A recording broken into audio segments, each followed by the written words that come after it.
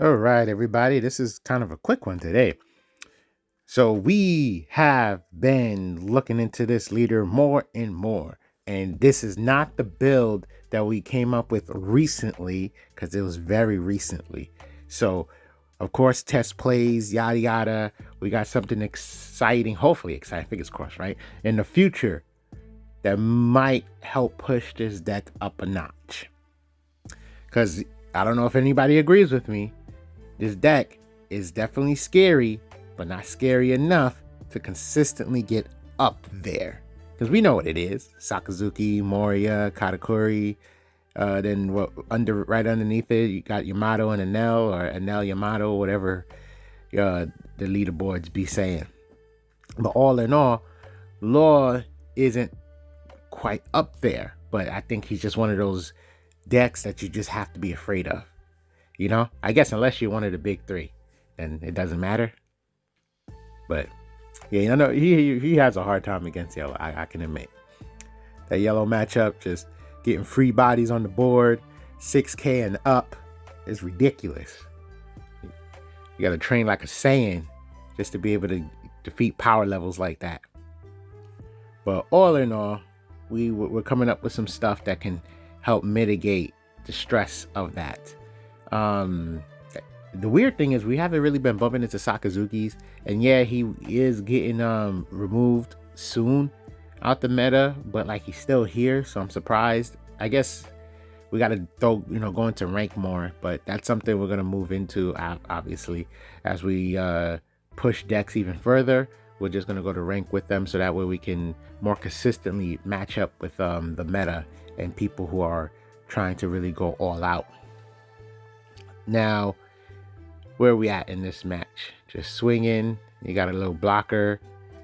Me personally, that blocker can stay there. He doesn't meet the conditions to get the draw anyway, but still a blocker, I guess. I don't know. But yeah, me personally, I want to have a bit more of a conservative play style with this character. That way you can make bigger plays later. The character burns out. That's essentially what it is. You burn out your resources. It's a combo heavy deck. You burn out your resources. You burn out your Dawn, and at some point, you would just put yourself a little too far behind to keep up with the opponent. That's not always the case, but it happens. All right, so commit to bottom decking the blocker. Get the Beppo out just to mitigate that Dawn loss. And then, of course, when Beppo swings, mitigate it even better. And then Reju's been helping this Law deck. Oh, wow. Okay, can't stop that.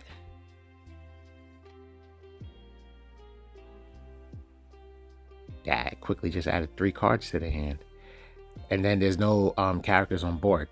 Which is funny because that was definitely something I had looked towards. It was trying to make sure you have better plays for moments like this. So it's kind of funny. It came up in this footage. But yeah, no. Yeah, let me get back on it. Swing. Yamato's board is clear. Yamato also plays a bit reckless, but double attack is a comeback factor, essentially.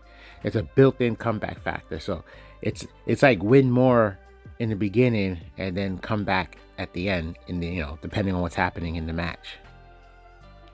So we cheat out our Soraya, so that way we can essentially block the next attempt.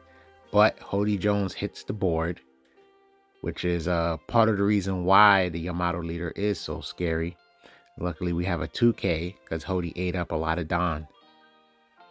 And he decides to take our block off the board, which makes sense because just like the Katakuri matchup, essentially you could just block Yamato and then just drop 1 card.